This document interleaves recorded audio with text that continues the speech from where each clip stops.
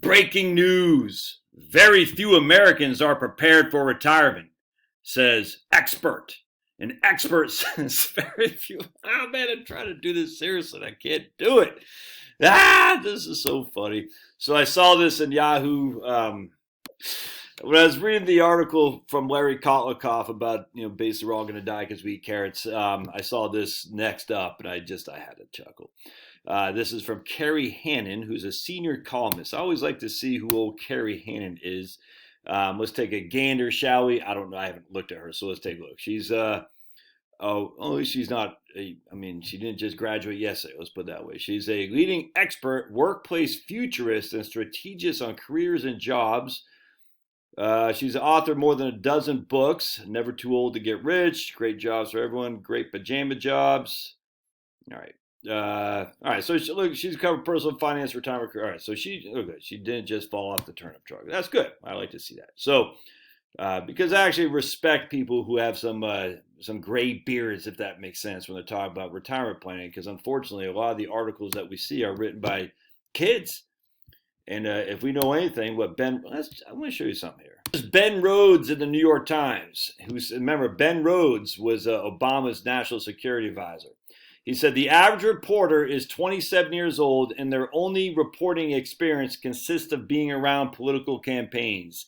They literally know nothing. All right. Rhodes actually calls the reporters force multipliers. Going on to describe how we have our compadres. I will reach out to a couple people and I'll give them some color. And the next thing I know, they'll be putting the message out on their own.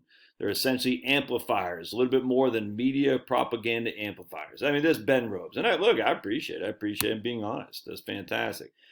And so when I hear these people when I see these people writing, these young bucks writing in the media about finance, they have no skill set. They're communication majors. You know what I'm saying? They're just, and this is even scary when it comes to science. These people they don't have the guts to challenge the PhDs and the medical doctors. They're literally amplifiers for whatever the orthodox is. It's freaking scary, man. And that's why it's fun to mock them, because it's easy. But at least this lady here isn't like that. All right. But this article is just still stupid. Socking away money for retirement is a stumbling block for many workers. So here's a guy, I'm not going to name him, but very few Americans are adequately prepared for retirement, says this guy, says the expert. How does he know that? How does he know that? What's that based on? What literally is that based on? The media says, Teresa, whatever the hell that lady's name is from the New School, the Centers for Retirement Research at Boston College. Okay, Larry Kotlikoff. More than a third of Americans say they've never had a retirement account, such as a 401k or IRA. So a third of Americans never had a retirement account, and thus very few Americans are adequately prepared? Huh? All right. A Harris poll reported that over a fifth of the more than 2,000 adults canvassed are saving nothing each year for retirement. But they are saving for retirement. It's called Social Security. They're saving 6.2% of their income into retirement and another 1.45% for Medicare, Part A. That's just a fact. So the idea they're not saving anything is simply not true. But even that's 20%. That's not very few Americans. Last month, the House of Representatives voted to secure Act 2.0.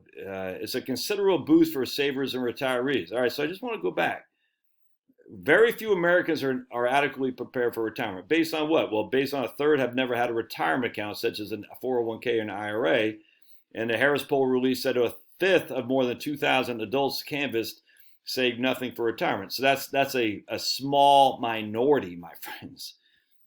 The provisions and adjustments can dramatically encourage enhancement to retirement savings, because you can't save right now in an IRA. That's impossible to be able to save in an IRA right now. Yeah, you can. 100% you can. So now we're going to have the Secure Act 2.0 is going to solve that, because we're going to have automatic contributions to the workplace.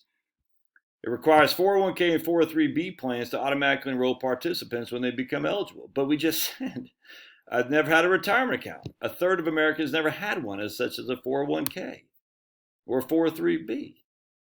So just because it's automatically required, and if your business doesn't offer it, you're not. The whole thing's stupid. Automatic enrollment starts at 3%, okay, because people can't smart with 3% into an IRA or just a good old-fashioned brokerage account, by the way. Just because it doesn't say IRA doesn't mean it's not used for retirement. Meanwhile, the act reduces the time until long-term part-time workers are eligible to start for their employer's 401k plans. The provisions are bright lights of the new law that this guy says will increase savings percentages as much as you can. This whole thing is freaking up. And then there's going to be a $1,000 catch up. You can make contributions more than you could before, but it has nothing to do with the fact that you're saying the problem is people don't have an IRA to begin with. So catch up don't have anything to do with that. The pending legislation ratchets up RMDs till 75, all right, whatever. And then this guy again, it's complete, it's idiotic. A third of Americans don't have an IRA or 401k, so we're going to have catch-ups. We're going to automatically enroll people into plans that they already have access to. Supposedly, they still have access to IRAs right now anyway. They still have access to brokerage accounts. Giving catch-ups, reducing or increasing RMD years, none of this will have to do with the issue that this guy and these people are saying that enough people don't have enough money in retirement accounts, or that 20% aren't saving anything for retirement. This has nothing to do with that. It's freaking idiotic, man. Other game-changing provisions including a national online lost and found database for American retirement plans. Okay, I mean, that's fine. I got no qualm with that, but give me a freaking break. And the accumulation of wealth saving early on has most. So I love the student loan match provision. Yeah, okay, that's fine. I get no qualm with that. And you can read about it. It's not going to do anything. And this is what this expert. I think there needs to be a level of mandating at the corporate. There needs to be some level of mandating at the corporate level, employee education on the need for savings. Hell to the no. Mandating. We don't mandate stuff. You shouldn't. The last thing we need to do is mandate. What, you're going to get the same people for this who teach CRT to come in there? Crazy, man. You know who's getting rich off CRT, don't you? It's rich white people, by the way. Trust me on that, who are well connected. Was it Biden? Who was it? There was some white people who are I think it's Biden's niece or something like that. Getting bank off CRT is crazy. It wasn't Biden. It was somebody else. I forgot who it was, but it's like, talk about white privilege. I can't remember who it was. No, we don't need to mandate corporate. A business doesn't exist to satisfy the expert's needs for retirement planning. A business exists for one thing and one thing only, to make money so the owner of the business can pay his bills. That's it.